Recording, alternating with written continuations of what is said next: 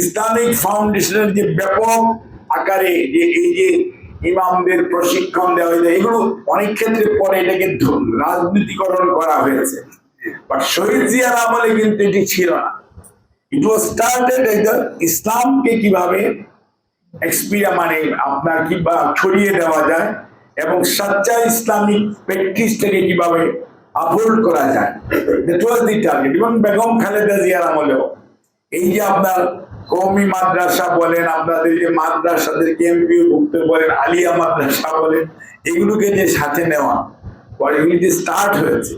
BNP কিন্তু সবসময় ধর্মীয় শিক্ষাকে, এটা ইসলামী শিক্ষাকেও যেমন করেছে, অন্য ধর্ম যারা আছে তাদেরকেও কিন্তু বিএনপি উৎসাহিত করেছে। কারণ যে ধর্মই করুক, সব ধর্মের শেষে এক কথা আছে যে আপনাকে মহান সৃষ্টিকর্তার প্রতি আপনাকে ভালো কাজের আদেশ, অসৎ কাজের নির্দেশ মানে নিষেধ। কাজে সেটা সে যে ধর্ম সেটুক যদি করে তাহলে সমাজে শান্তি থাকবে।